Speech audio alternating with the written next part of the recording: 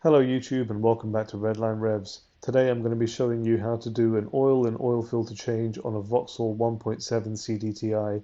This engine is used in many Vauxhalls, Astras, Corsas, Zafiras, Mokka. The oil filter is towards the back of the engine. On this Zafira B from 2011 I have the scuttle plate which obscures that, and I'll show you how to remove that. But first, make sure the car is safely jacked up. If you're going to get underneath it, use axle stands, and here is a sump with the sump plug.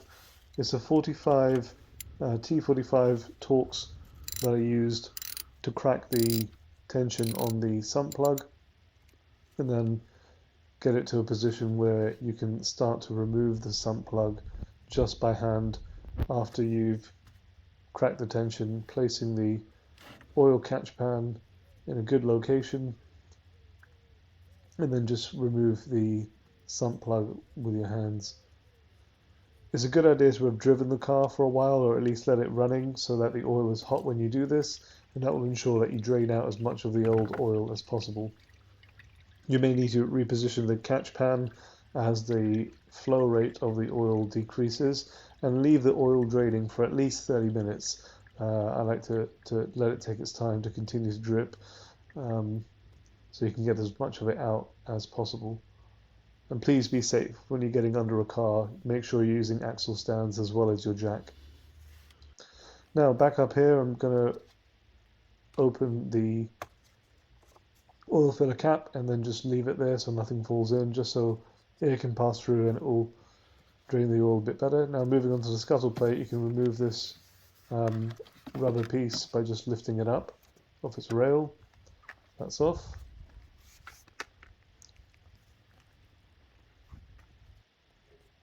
Now I'm just going to pull out the windscreen washer assembly, and this just lifts up on both corners for me. Just get your fingers under it and you'll be able to lift it up. And on the other side as well, it's got a couple of guide pins that go into some holes underneath, so just lift it up out of those on both sides.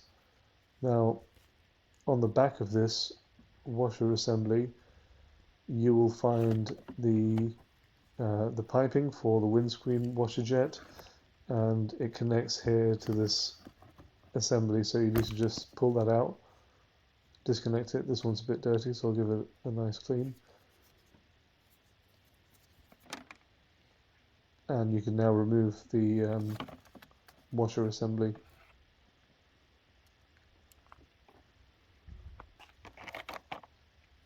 Once you've got the washer assembly out the way, you can move on to the scuttle board itself, and it has the line for the bonnet release catch going through it, so just take that off, and then you'll find these 4 10mm bolts, which are 2 on either side, which are holding the scuttle plate into the frame of the vehicle.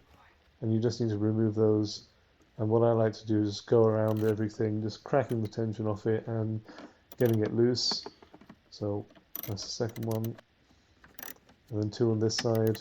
Here's the third. So my fourth one was actually not present, but just get it loose until you can take them off with your hands and then put them somewhere safe. So that's 3 of mine there. You should have a 4th one in there, but I didn't. Now the scuttle board, I just kind of started lifting it and noticed it kind of is secured on the sides there. So just move a bit of plastic trim out the way, move anything out the way, and just take it out from the sides. Mine was actually connected to another wire, and I left it connected to the far side, just move it out the way. But there is the oil filter now, which you can access. It's a 32mm socket. I had to go out to B&Q to buy one of these.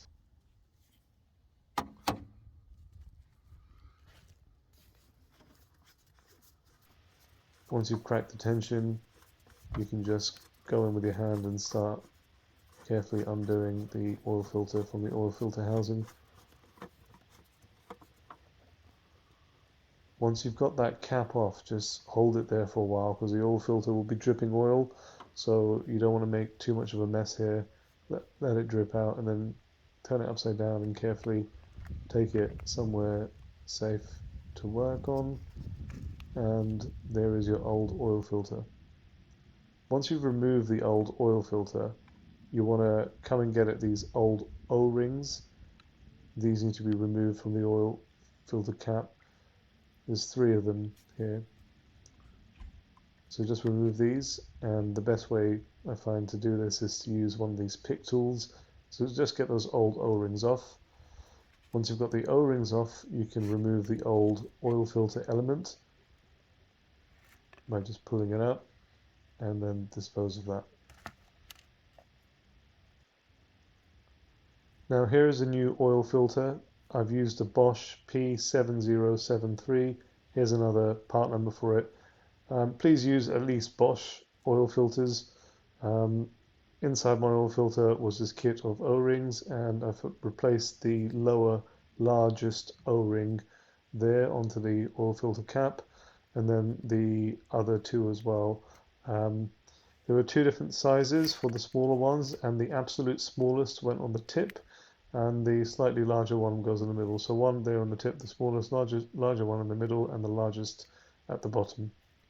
And then you just want to make sure you get some oil on your fingers and rub that all over those seals, and then push in the oil filter element into the oil filter cap. That's your new oil filter ready to go on. Just make sure you've lubed up the O-rings with a little bit of oil in your finger, all 3 of them, and then you can get that in there and start tying it up by hand. They ordinarily say just tighten these up as far as you can by hand, but this one's in an awkward place, and maybe with my gloves off I would have got better tension, but in any case I decided to get my 32mm socket and ratchet back on it to do the last bit of tightening. So don't over tighten it, but just make sure that it's in there nice and tight and secure, and then it's not going to leak, and I'm happy with that. Now it's time for your sump plug. Here is the part number for the sump plug. Please don't be that person that reuses the old sump plug. I mean, this cost me about £3. All the Vauxhall seems to use the same sump plug. Just get yourself a new sump plug. There is an integrated sort of seal within this, rubber seal within this sump plug, so I've just decided to take a drop of oil and just put that around it, and then start tightening it up with your hands as far as you can go with your hands, being careful that you're not cross-threading and just checking everything nicely. And then you can bring your T45 back on your ratchet and tighten that up. I don't know the correct torque spec for this. I just kept going until I was absolutely satisfied that it was a good seal and it wasn't going to come off or leak. The oil that I'm using today is this Mobil Super 3000 5W40 I've gone with, fully synthetic, and that's a ACEA A3 B4 rated oil. You can use 530 or 5W40. Typically when it's a higher mileage car or older vehicle you might use 540.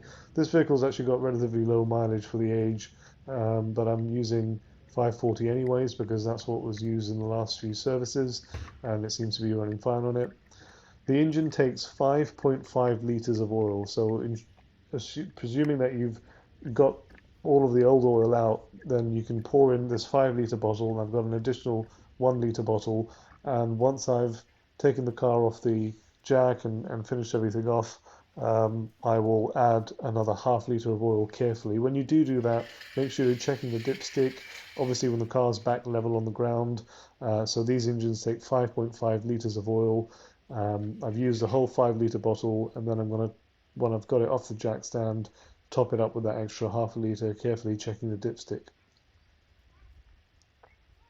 Now, that's how you do it. That's how you change the oil on these, and for anybody that's using or that has a Zafira, you're going to want to get this scuttle pad back on. I'll show you how to do that quickly. Get the guide pins into the metal bit on the bottom. So there's some holes that the guide pins will go into on the scuttle pad. Then it will allow you to line up those 4 bolts, the 10mm bolts, and do those back up.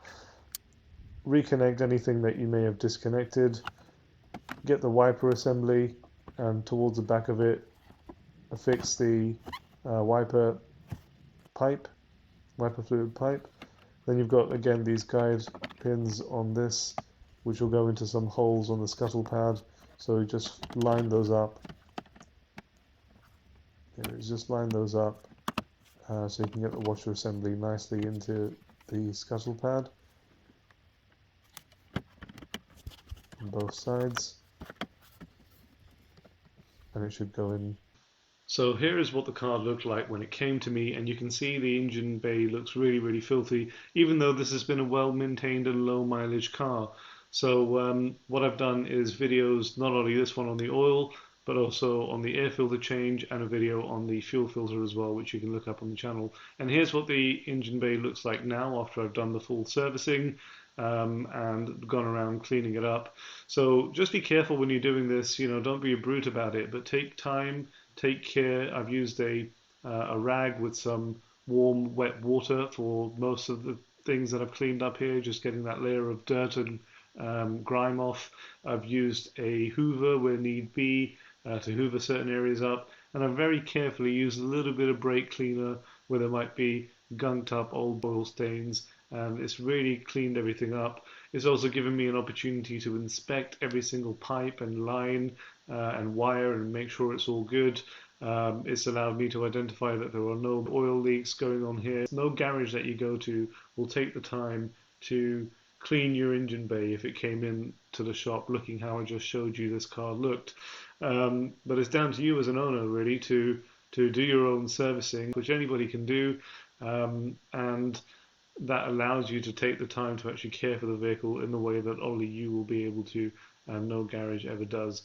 So I hope you found this useful. If you did, make sure you comment, like and subscribe. Stay tuned, there'll be more videos on this and other cars coming up. See you next time.